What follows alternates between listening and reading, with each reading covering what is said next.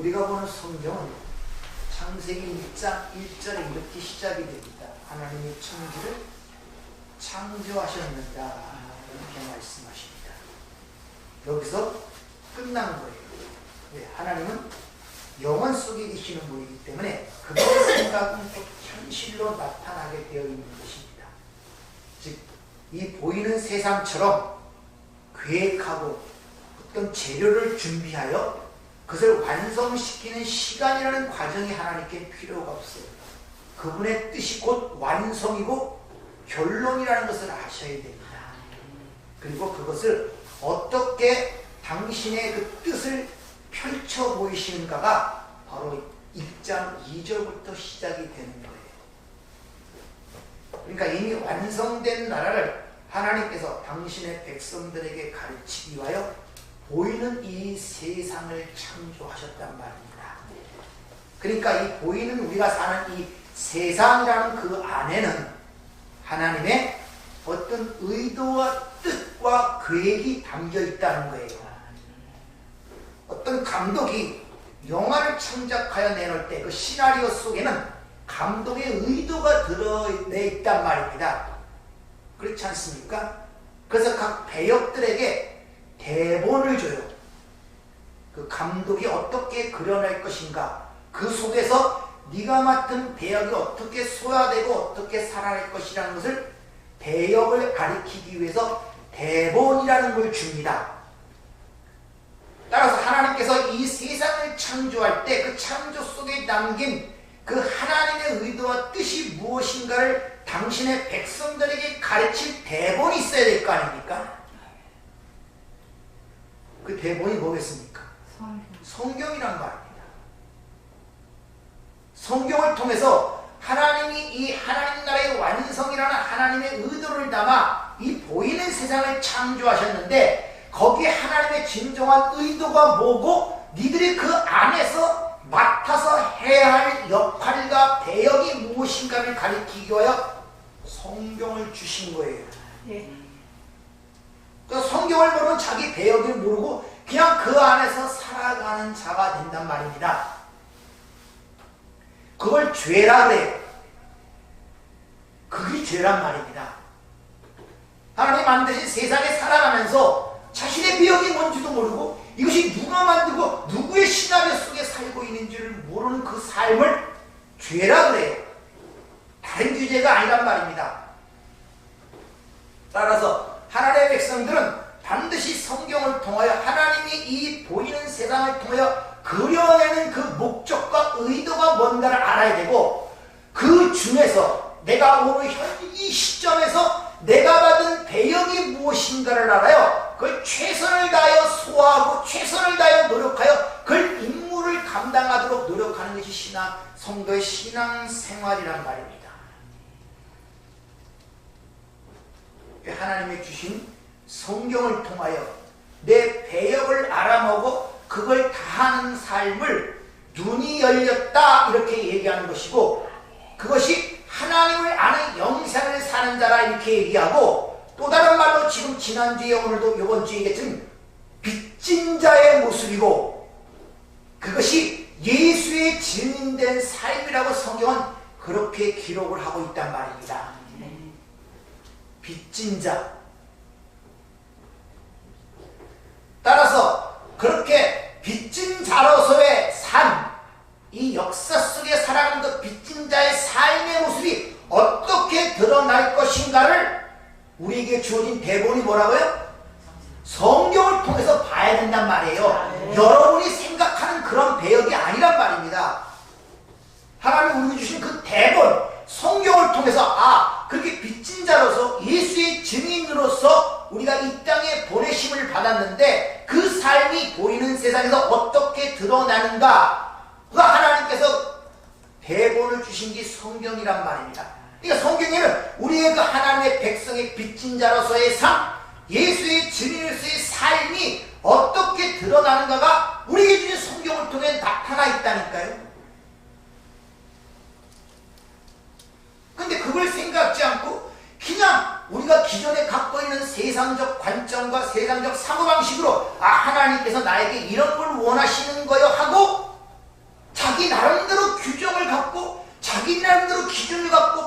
실천하며 살아가는 이것을 잘못된 섬김이라고 하는 것입니다. 한때 사도 바울이 그렇게 살았어요. 아주 하나님을 열심히 했는데 특심했습니다. 근데 그것이 얼마나 잘못된 것이고 그것은 결국 하나님을 섬기는 것이 아니라 자기 의를 갖고 자기를 섬기는 엄청난 잘못된 행위를 처절하게 깨달았기 때문에 사도 바울이 초소에서부터 내가 어떻게 부르심을 갖고 이 빚진 자의 삶을 사는데 그것이 잘못된 섬김이 되지 않기 위해서는 바로 신령한 하나님의 복음 안에서 하나님을 섬겨야 된다는 것을 우리에게 가르치고 있단 말입니다. 네. 그래서 그 복음의 빚진 자들의 삶, 증인의 삶이 우리가 보이는 이 역사 속에서 어떻게 드러나는가를 계시록 11장을 통해서 사도 요한이 우리에게 잘 설명하고 있습니다. 한번 잘 읽고 오셨는지 모르지만 한번 잘 들어보세요. 11장 1절부터 10절까지. 또 내게 지팡이 같은 갈대를 주며 말하기를 일어나서 하나님의 성전과 제단과 그 안에서 경배하는 자들을 측량하되 성전 바깥마당은 측량하지 말고 그냥 두라. 이것은 이방인에게 주었은즉 그들이 거룩한 성을 42달 동안 짓밟으리라. 내가 나의 두 증인에게 권세를 주리니 그들이 굵은 베옷을 입고 1260일을 예언하리라. 그들은 이 땅의 주 앞에 서 있는 두 감람나무와 두 축대니 만일 누구든지 그들을 해하고자 하면 그들의 입에서 불이 나와서 그들의 원수를 삼켜버릴 것이요 누구든지 그들을 해하고자 하면 반드시 그와 같이 죽임을 당하리라. 그들이 권능을 가지고 하늘을 닫아 그 예언을 하는 날 동안 비가 오지 못하게 하고 또 권능을 가지고 물을 피로 변하게 하고 아무 때든지 원하는 대로 여러 가지 재앙으로 땅을 치리로다. 그들이 그 증언을 마칠 때에 무적행으로부터 올라오는 짐승이 그들과 더불어 전쟁을 일으켜 그들을 이기고 그들을 죽일 터인즉 그들의 시체가 큰 섬 길에 있으리니 그 섬은 영적으로 하면 소돔이라고도 하고 애굽이라고도 하니 곧 그들의 주께서 십자가에 못 박히신 곳이라. 백성들과 족속과 방언과 나라 중에서 사람들이 그 시체를 사흘 반 동안을 보며 무덤에 장사하지 못하게 하리로다. 이 두 선지자가 땅에 사는 자들을 괴롭게 한 거로 땅에 사는 자들이 그들의 죽음을 즐거워하고 기뻐하여 서로 이음을 보내리라 하더라. 3일 반 후에 하나님께로부터 생기가 그들 속에 들어가매 그들이 발로 일어서니 구경하는 자들이 크게 두려워하더라. 자, 하나님께서 역사 속에서 당신의 백성들이 어떤 모습으로 증인의 삶, 빚진 자의 삶에 살 것인가를 두 증인이라는 말을 통하여 지금 우리에게 설명하고 있다는 것을 여러분이 아셔야 됩니다. 둘이라는 숫자는 유대율법에 의하여 증인을 쓸 수 있는 최소한의 숫자가 둘입니다. 예수님께서도 제자를 보낼 때 둘씩 짝을 보내시는 모습이 신약 성경에 기록된 이유가 거기 있단 말입니다. 오늘 요한계시록에 기록된 이 11장의 이 두 증인의 이야기는 여기서만 나오는 것이 아니라 이미 스가랴서 4장에 이 이야기가 예언이 되어 있어요. 그러니까 사도 요한은 지금 스가랴서의 4장의 이야기를 인용하여 지금 이 이야기를 기록하고 있단 말입니다. 스가랴서 4장에 가면 거기서 두 증인은 주 앞에 서 있는 두 감람나무와 두 촛대라고 그렇게 이야기를 합니다. 근데 그 당시에 두 감람나무라고 지칭한 것은 그 당시에 수룹바벨 성전을 건축하고 있던 대제사장 여호수아와 수룹바벨을 지칭하여 두 증인이라고 그렇게 이야기를 하고 있단 말입니다. 그러니까 대제사장은 종교의 대표고 수룹바벨은 유대의 총격이니까 이스라엘 전체를 대표하는 게 두 증인, 두 사람의 이야기를 통해 얘기하는 거예요. 이스라엘 전체, 지금으로 말하면 교회를 얘기하는 거예요. 두 증인은 개인의 어떤 삶을 얘기하는 것이 아니라. 그런데 그 4장에 보면은 이 두 증인이 하나님의 성전을 열심히 건축하고 있는데 그들에게 여호와께서 어떤 말씀을 하면 그들의 그 열심을 칭찬하는 말이 아니라 오히려 맥빠지는 그런 말씀이 떨어지는 걸 볼 수 있습니다. 스가랴 4장 6절 그가 내게 대답하여 이르되 여호와께서 수룹바벨에 하신 말씀이 이러하니라. 만군의 여호와께서 말씀하시되 이는 힘으로 되지 아니하고 능력으로 되지 아니하고 오직 나의 영으로만 되느니라. 이런 말씀을 그에게 하는 것을 우리가 볼 수 있단 말입니다. 즉 네가 지금 하나님의 성전을 열심히 지금 건축하고 있는데 그 너의 힘으로, 인간의 힘으로 되는 것이 아니라 오직 성령에 의하여 성취가 되고 완성이 된다는 걸 지금 말씀하고 있단 말입니다.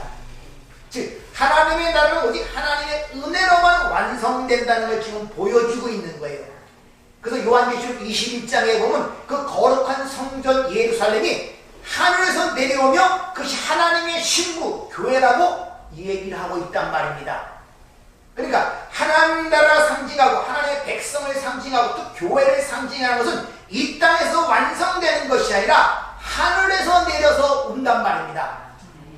이것이 바로 부르심을 입은 자들이 다시 보내심을 받는 형국이란 말입니다. 이렇게 하나님의 선택된 백성들은 부르심을 받아서 다시 이 땅으로 보내심을 받는 거예요.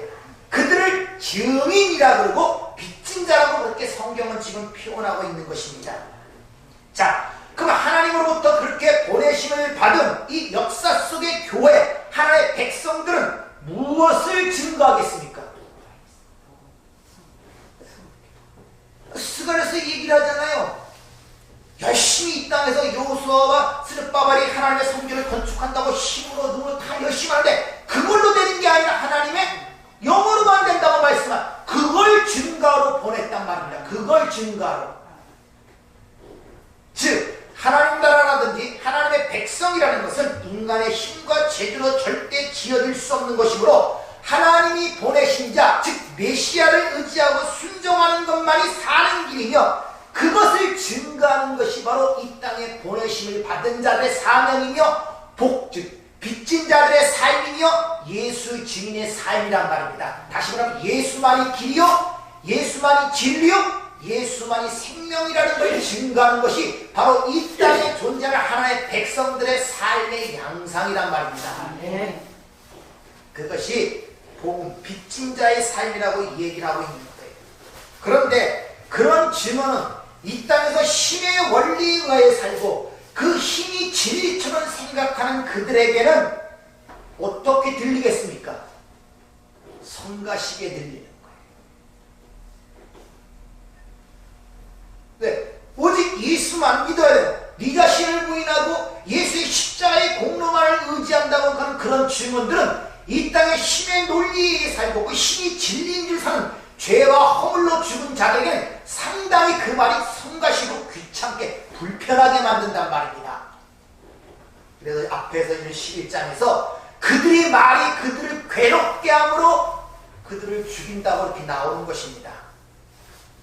그래서 예수님이 실제로 이 땅에 와서 그 유대 백성들, 다시 말하면 당신의 동족들에게 그 얘기를 했더니 동족들이 예수를 죽이잖아요. 이방인이 예수를 죽인 게 아닙니다. 그들의 예수의 동족이 그들을 죽였단 말입니다.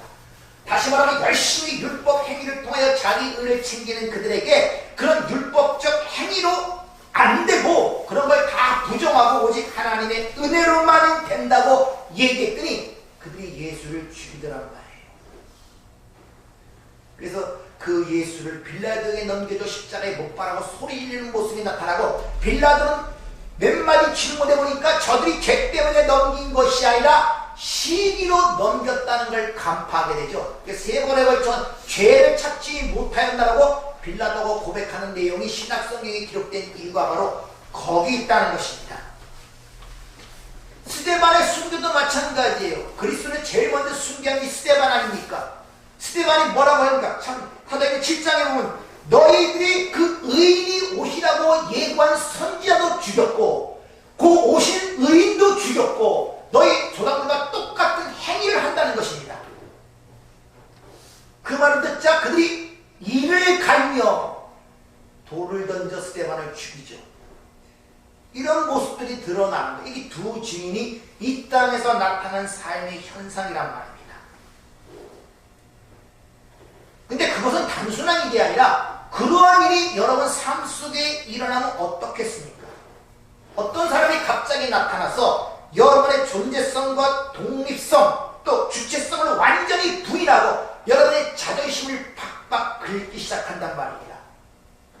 그럴 때 여러분 마음에 어떤 마음이 일어나겠어요? 아유, 저 인간이 없으면 내가 살아야겠는데. 바로 그것이 예수를 죽이는 마음이란 말입니다. 그것이 예수를 죽이는 마음이에요. 그런 것들이 여러분 삶 속에 나타날 때 그것이 꼭 상대만, 그러니까 수만 가지 그런 미움과 질투들이 나타날 때 그것이 뭔지를 알아야 내가 방어를 하고 즉시 빠져나올 수가 있는데, 당연한 것처럼 생각하고 마음에 가둬두면 어두워지는 것입니다. 그것이 바로 내가 스스로 문을 열어 사탄이 들어오게 한단 말입니다. 그게 여러분 삶 속의 고통이란 말입니다. 그게 고통인 줄 몰라요. 자신이 거기 마음에 자신을 맡겨버린다니까요. 거기에. 그러면 스스로 문을 열어버리는 거예요. 어둠이 들어오죠. 가룟 유다가 예수를 판기 그렇잖아요. 욕심 때문에 기회를 찾고 예수를 넘겼더니 사탄이 들어가 예수를 죽이고 빠져나가서 자칫값으로 자살하게 만든단 말입니다.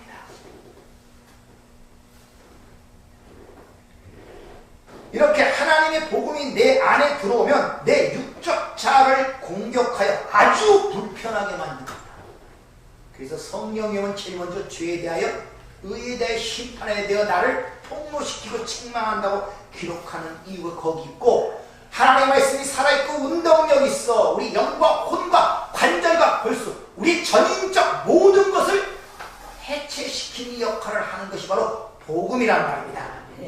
그래서 복음이 제일 먼저 우리에게 선포한 내용이 뭡니까? 세례요한도 회개하라, 예수도 첫마디가 회개하라. 회개하라는 것은 단순히 몇 가지 네 삶 속에 잘못한 것 몇 가지 반성하라는 것이 아니라 완전히 너는 잘못됐음을 인정하고 돌이키란 말입니다. 너를 부인하고 나에게 완전히 맡기란 말입니다. 이것이 회개하라는 뜻이에요.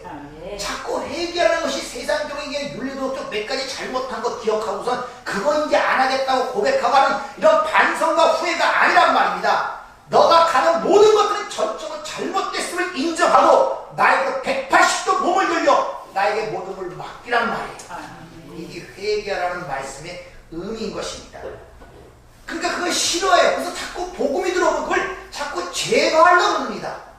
근데 하나님의 말씀이 제거가 됩니까? 일단 들어오면 계속적으로 그 말씀은 살아서 나에게 찔러댑니다. 너는 죽은 흙이야, 너는 죄인이야, 너는 회개해야 돼, 이런 것이 계속 나를 들기 시작한단 말입니다. 그러니까 한편으로는 자꾸 그게 듣기 싫으니까 귀를 막아버리고 제거하려고 싶은 그런 의향이 우리 삶 속에 드러난단 말입니다. 따라서 갈등을 느끼고 의문을 갖는 것은 결코 나쁜 일이 아니란 말이에요. 의심과 의문은 다른 것입니다. 의문이라는 것은 알고 싶은 간절함 때문에 생기는 연유이지만, 의심은 내가 싫기 때문에 안 믿는 것입니다. 그 여러분 신앙생활 속에 갈등과 의문을 가져보지 않았다면 다시 한번 자신을 돌이켜봐야 돼요. 그래서 하나님의 말씀이 심령 속에 찔러 담함을 느껴보지 못했기 때문에 그렇단 말입니다. 그 하나님의 말씀이 계속 우리의 육적 자아를 찔러서 나를 해치시키고 어떻게 합니까? 예수와 연합된 관계로 만들어 나가는 것입니다. 여러분 삶 속에 반드시 진리는 우리를 그렇게 끌어가고 있다는 것을 여러분이 아셔야 된단 말이에요. 그래서 11장에 보면 성정 측량의 이야기나 두 주민의 이야기는 1차적으로 누구에 대한 이야기다? 나에 대한 이야기란 말입니다. 나에 대한 이야기. 모든 걸 들을 때 제일 먼저 1차적으로 하나님의 말씀이 내가 생명책에 기록된 자가 되려면 하나님의 말씀이 내 말씀이 되어야 된단 말이에요. 내 얘기란 말입니다. 그래서 1차적으로 성도의 내면 속에서 그런 일이 일어나는 거예요. 그래서 그 복음이 내 안에 들어오면 그 진리하여 내 옛 자아가 여지없이 해체되는 과정을 통하여 오직 예수만이 길이고 예수만이 진리고 예수만이 생명이라는 그런 쪽으로 하나님께서 우리를 몰아가시게 됐단 말이에요. 근데 이 두 증인의 이야기가 계시록 10장에부터 시작되는 이유가 바로 거기 있는 것입니다. 계시록 10장 8절 10절을 보면 하늘에서 나서 내게 들리던 음성이 또 내게 말하 이르되 내가 가서 바다와 땅을 밟고 서 있는 천사의 손에 펴놓은 두루마기를 가지라도록 내가 천사에게 나가 작은 두루마기를 달라 한즉 천사가 이르되 갖다 먹어버리라. 내 배에서는 쓰나 내 입에서는 꿀같이 달리라 하거늘 내가 천사의 손에서 작은 두루마기를 갖다 먹어버리니 내 입에는 꿀같이 달아 먹으면 내 배에서 쓰게 되더라. 이렇게 얘기합니다. 그러니까 두 증인이 되기 전에 어떤 상황이 벌어지냐면 그 천사의 손에 있는 두루마리 책을 먹고 나서 그런 증인의 삶이 일어난다는 거예요. 근데 먹을 때는 굉장히 단데 이것이 들어가서 배에서 소화되기 시작하니까 엄청 쓰더라고 그렇게 기록하는 것을 볼 수 있단 말이에요.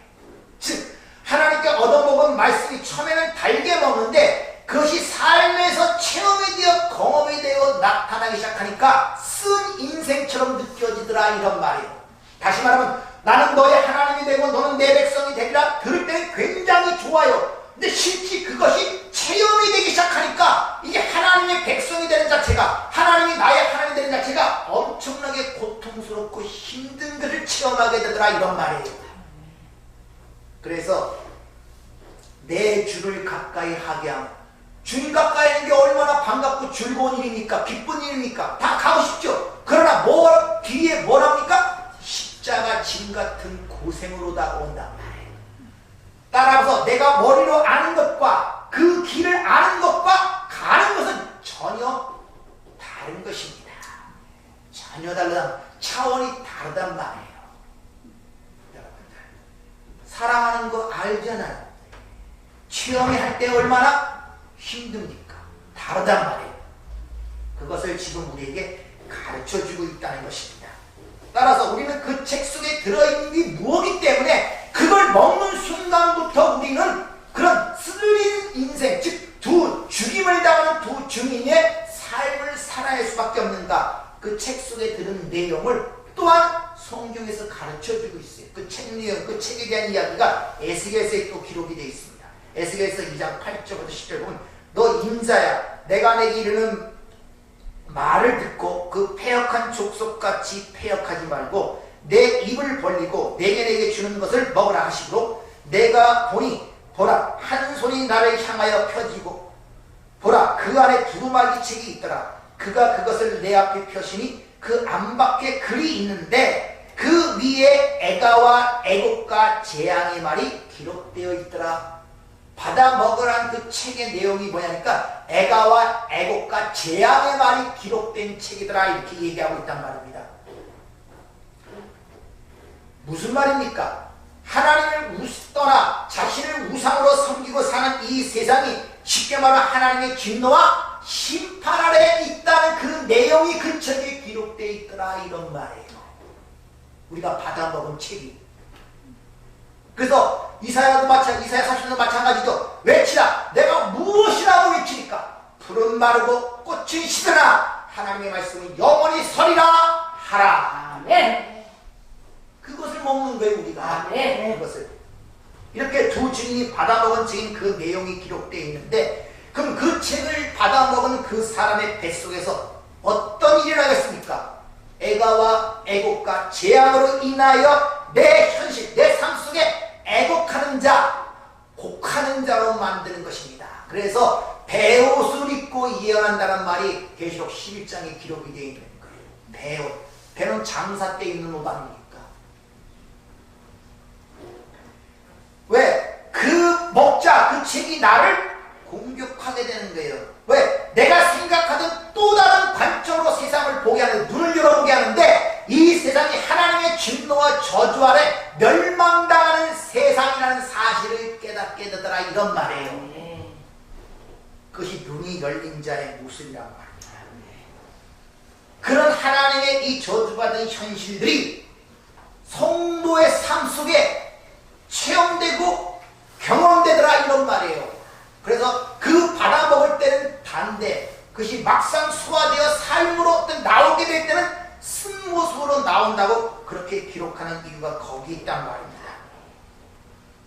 근데 그렇게 내가 받아먹은 것을 내가 또 남에게 전해줄 때 그걸 받은 다른 사람도 역시 공격을 당하는 거예요. 그래서 모든 선지자가 돌에 맞아 죽는 것입니다. 그래서 예수도 십자가에 죽는 것입니다. 어느 선지자도 돌을 안 맞은 선지자 없고 죽임을 당하지 않은 선지자가 없다고 해요. 너희 조상들이 아벨의 피로부터 사울의 피까지 너에게 돌아가려고 신랄하게 바리새인들을 향하여 얘기를 하죠. 바로 그 내용이란 말입니다. 그래서 여러분들 회개하라 할 때 전부 다 그 자아가 공격되는 거예요. 너를 부인하란 말이에요. 너는 아무것도 아니란 말입니다. 너는 죄인이란 말입니다. 너는 흙이란 말입니다. 너는 죽은 자란 말입니다. 지금 멸망의 길로 가고 있단 말입니다. 그러니까 너 자신을 다 버리고 나에게 전적으로 맡기라는 것이 회개란 말입니다. 그 말을 들을 때 얼마나 많은 공격을 자신의 자아가 깨어지는 느낌이 들겠습니까? 한번 잘들 생각해 보세요. 우리는 이 땅에 태어나서 자기가 정상적이고 올바르고 살아가고 있다고 생각들 다 하고 있단 말입니다. 근데 그들에게 에바와 애국과 재앙을 말하게 되면은 그 말하는 자를 그 듣는 자들이 어떻게 응대하겠습니까? 그 전부 다 살았다고 산다고 생각하는 그들에게 너는 산 것이 아니라 죽었다고 얘기할 때 그들이 어떻게 반응하겠냔 말이에요.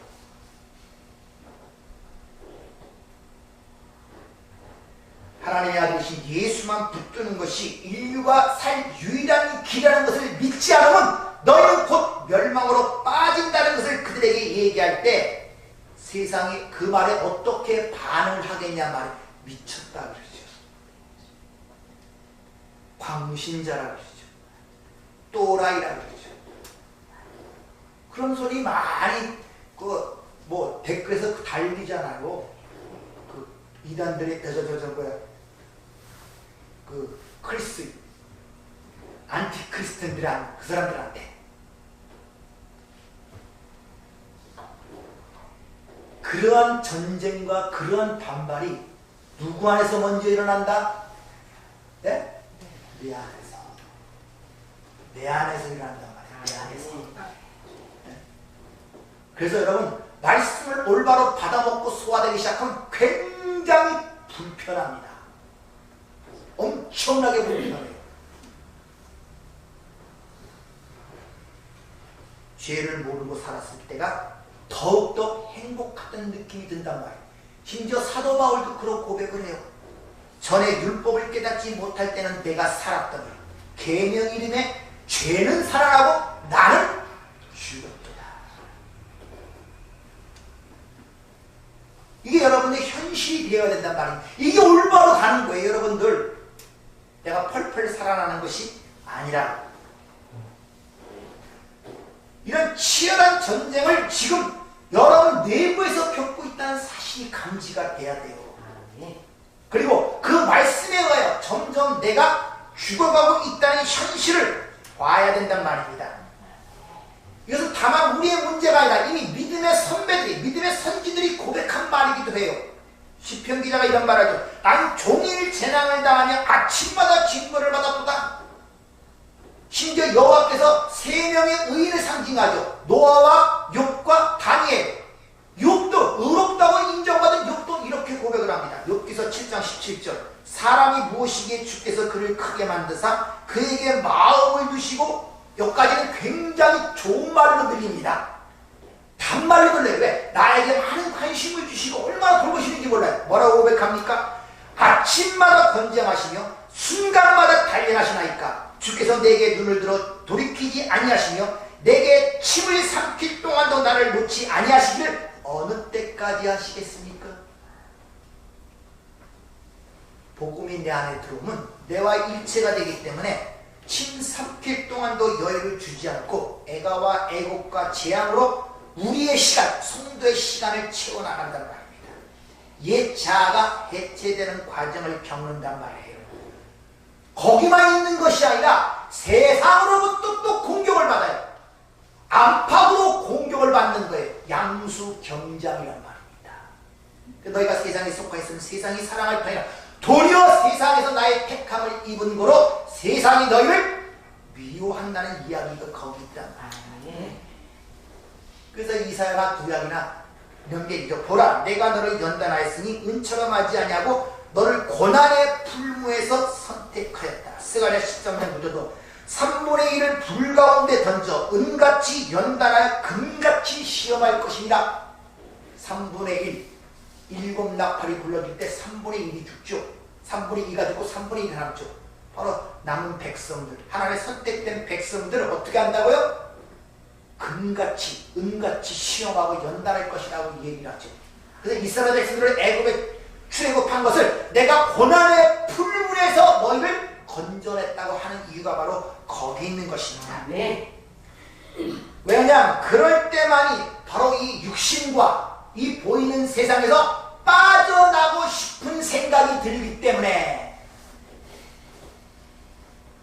그럴 때 세상에서 빨리 주 예수여 서오시옵소서 마라나타 라는 그 고백이 나올 수밖에 안 되고, 내 백성아 거기서 나오라는 하나님의 음성이 비로소 들리는 거예요. 비로소. 그럴 때.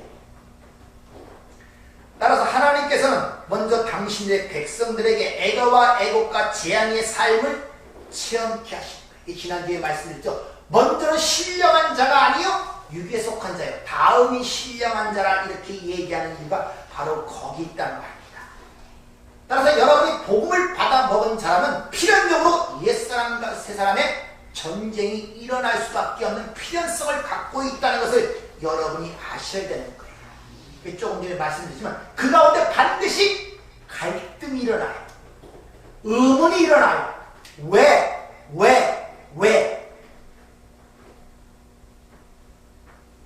그래서 여러분들이 읽으시는 말씀 속에 관심 있으면 이게 무슨 뜻이야? 왜? 오늘 여기서 그 설교를 듣는데 거기에 해답을 얻게 돼. 그것들은 안 잊어버려요. 내가 의문을 갖고 알고 싶은, 하나님의 말씀에 알고 싶어하고 의문을 갖던 것에 대한 답변이 들어오면 그게 하나님의 음성으로 내 안에 목가같이 박혀버린단 말입니다. 그게 여러분이 힘이 되는 거예요. 능력이 되는 거예요. 이런 전쟁을 통하여 겉사람은 후패한다 그러죠. 하나님에 의해 파괴되고 우리의 속은 날로 아나카이로 위의 것으로 새롭게 갱신된다는 내용이 고린도서 4장 16절의 이야기란 말입니다. 물론 이것도 하나님의 은혜의 왕노릇에 의하여 이 끌려 가운데 이루어지는 것이라는 것을 우리가 알아야 된다는 것이죠.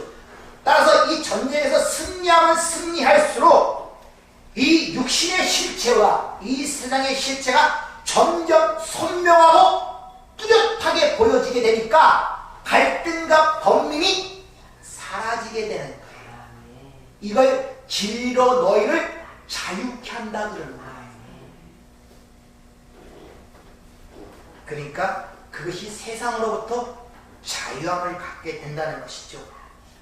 자, 이런 빚진 자들의 삶의 모습이 두 증인이 굵은 베옷을 입고 성전에서 다시 예언하는 모습으로 계시록 10장 11절에서 기록했죠. 10장 11절 그가 내게 말하기를 내가 많은 백성과 나라와 방언과 인간에게 다시 예언하리라 하리라. 계시록 11장 33절 내가 나의 두 증인에게 권세를 주니, 이 권세라는 단어가 원래 없어요. 이것이 보면은 내가 두 증인에게 준다. 뭘? 예언할 수 있도록 며칠 동안 1260일 동안 뭐를 어떻게? 베옷을 입은 상태로. 그래서 우리 수당집에 가면 베옷을 입고 뭐합니까? 고불하죠. 그러니까 증인들의 이 땅에서 삶의 모습은 세상 사람이 볼 때 곡하는 모습으로 보여지는 거예요. 실제로 우리는 세상을 향하여 그들의 그 실상을 보고 곡하는 모습으로, 초상집에 가서 그 죽은 자를 애통하는 모습으로 그들의 곡하는 모습으로 그려지는 이 빚진 자의 모습이고 두 증인의 모습이란 말입니다.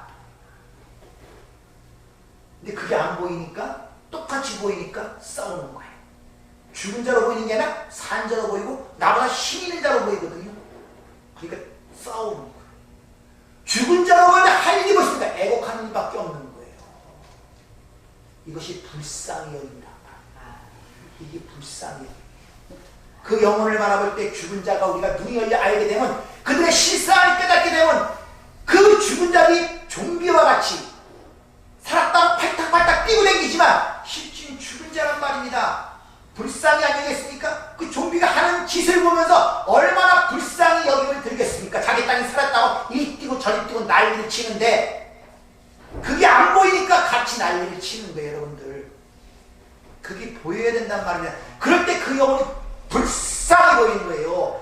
그런 마음이 들 때 그와 나와 사는 차원이 다르기 때문에 거기서 나에게 더 이상 어떤 영향을 미칠 수가 없단 말입니다. 네. 공간이 같을 때만이 되는 것이지 서로 다른 차원에서는 그 차원에서 이 차원으로 나올 수가 없어요.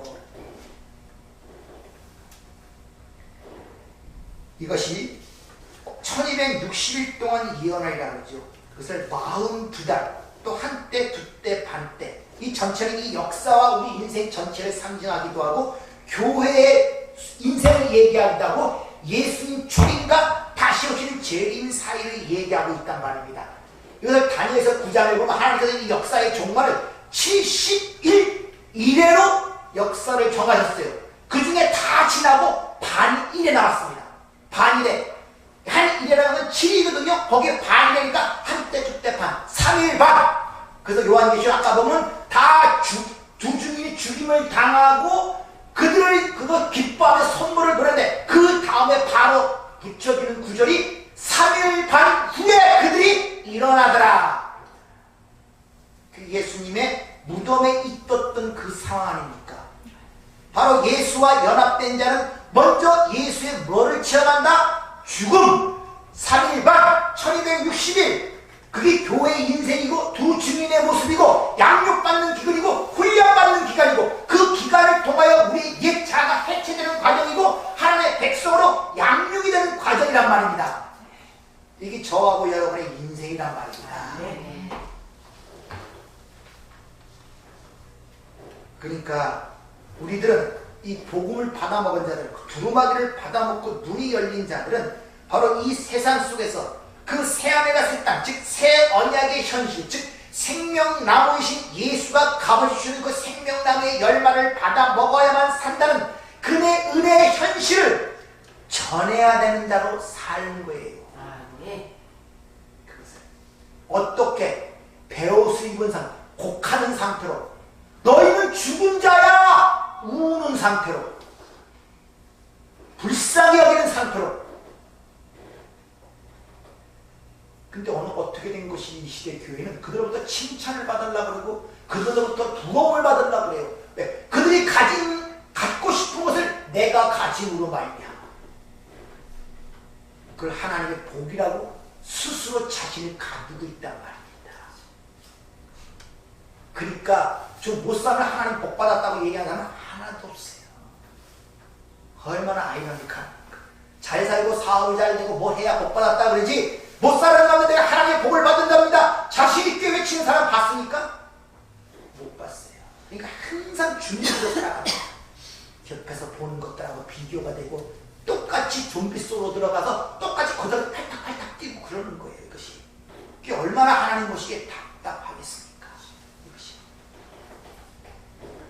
그것이 바로 이 땅에서 빚진 자의 삶, 빚갚음의 삶이며 예수의 증인의 삶이라는 것입니다. 이 빚진 자의 삶이 우리 역사와 우리 인생의 감독자이신 하나님께서 이 세상이라는 시나리오 속에서 우리에게 맡겨진 배역, 역할이란 말입니다. 근데 그걸 어떻게 한다고요? 성경을 통해서. 성경을 통해서.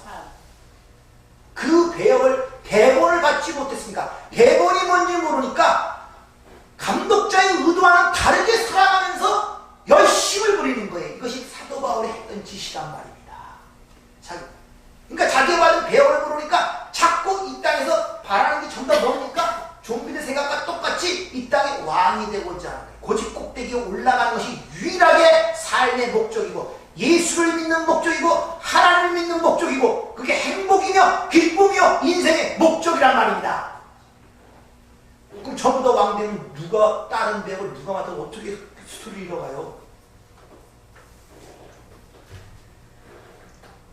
따라서 두 증인은 즉 교회는 이 세상 속에서 붉은 베옷을 입고 예언하는 모습으로 성경에서 그려지는 이유가 바로 거기 있는 것입니다. 그래서 전도서 7장에 보면 뭐랬습니까? 지혜로운 자의 마음은 초상집에 있다. 잔치집에 있는 것이 아니라. 여러분들 이 세상을 바라볼 때 여러분 조금만 시각을 바꿔서 이 세상을 바라보면 곧 하나님이 멸망하실 것 같은 두려움과 이 긴급함이 마음속에 다가올 때 못 느낍니까? 잠깐만 보면 여러분, 지금 과학자들이 지구의 멸망을 시간으로 쳐서 12시 다가오면 멸망을 해갖고 지금 그 초점이 어디에 와 있는지 아십니까? 1분 전인가 1분도 안 돼요. 거의 가까이 왔어요.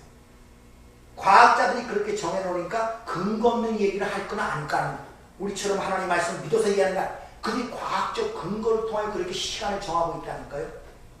그래서 뭐 기상이변이라든지 뭐 천재지변이라든지 사람들의 어떤 심리 상태라든지, 요새는 뉴스 보면 왜 이렇게 묻지마 폭행이 많고 거기 죽이는 게 많습니까? 어떤 사람은 누구서 잡아서 얘기했더니 뭐 이 사회가 싫어갖고 괜히 그런 식이에요.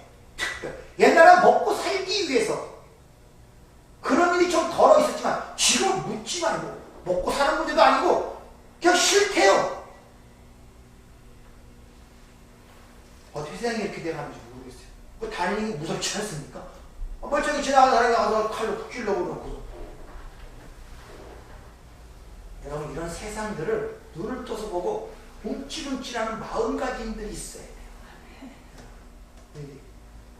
난 미워하고 난 그거에 시간이 없어요. 시간. 여러분, 시간이 없다는 거예요. 해가 떨어지고 있는데 그걸 못 보니까 돌아갈 길이 어딘가를 생각을 안 하는 거예요. 땅거미가 지고 있는데 돌아갈 길을 생각 안 해요. 지금 현실이 노는 것만 거기 관심을 갖고 있단 말입니다.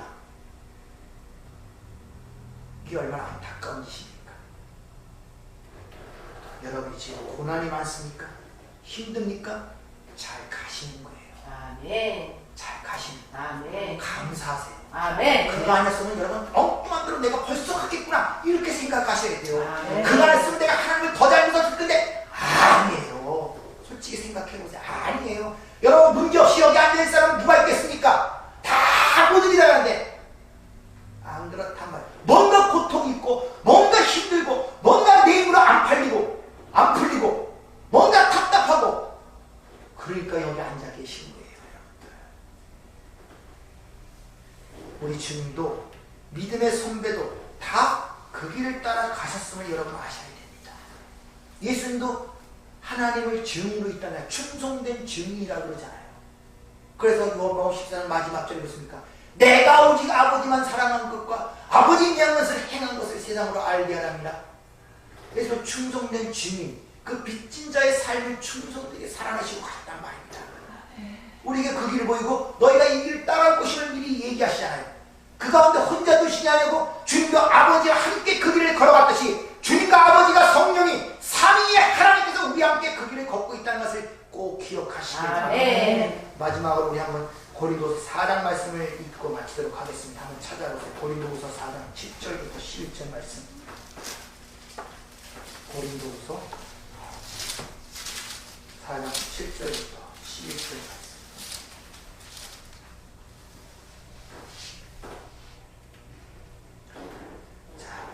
잘 보세요. 우리가 이 보배를 질그릇에 가졌으니 어디에 가졌다고요? 깨지게 쉬운 질그릇에 가졌다는 거예요.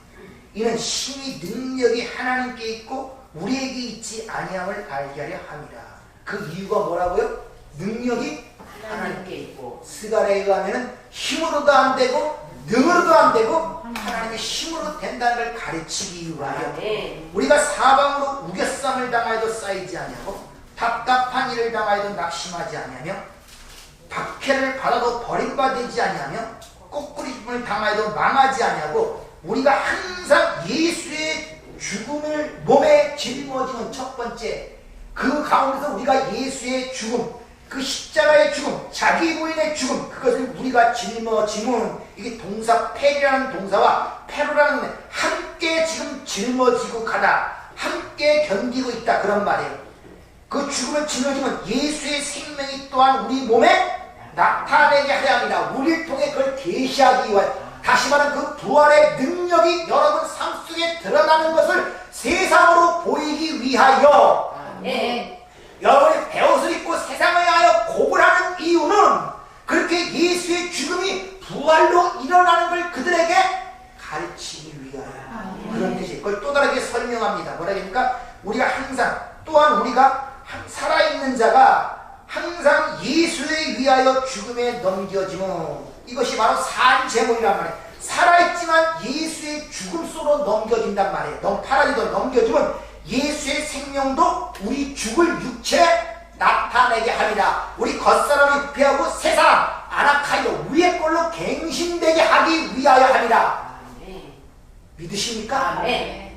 우겨싸움을 당해도 이 들립시스 탈곡기에 달달달달 털어갖고 지금 갈라내는 이유가 뭐라고요? 그런 예수의 죽음 속으로 우리 집어넣는 이유가 뭐라고요? 그 부활의 능력이 우리 삶을 통해 드러내기 위하여. 근데 우리 삶 속에 부활의 그 능력을 내가 체험하지 못하고 경험하지 못하고 만끽하지 못하고 감지하지 못하는 이유가 뭐냐?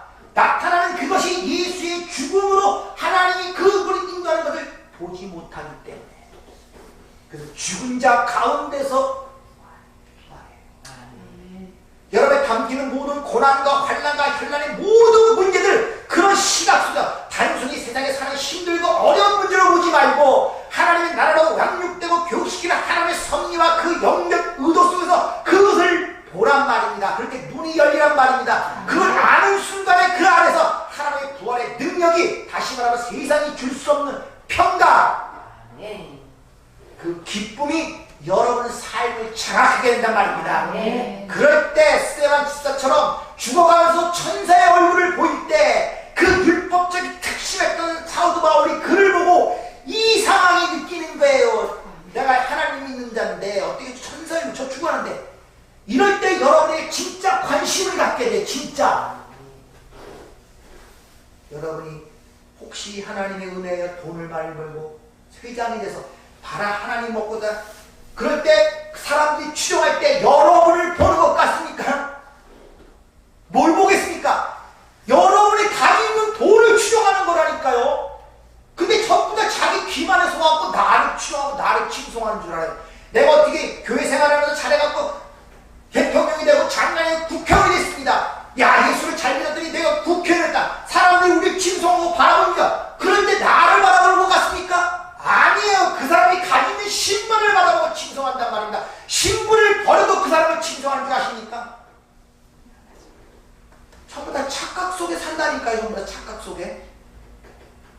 그거 없어지면 안 바라봐요, 여러분들.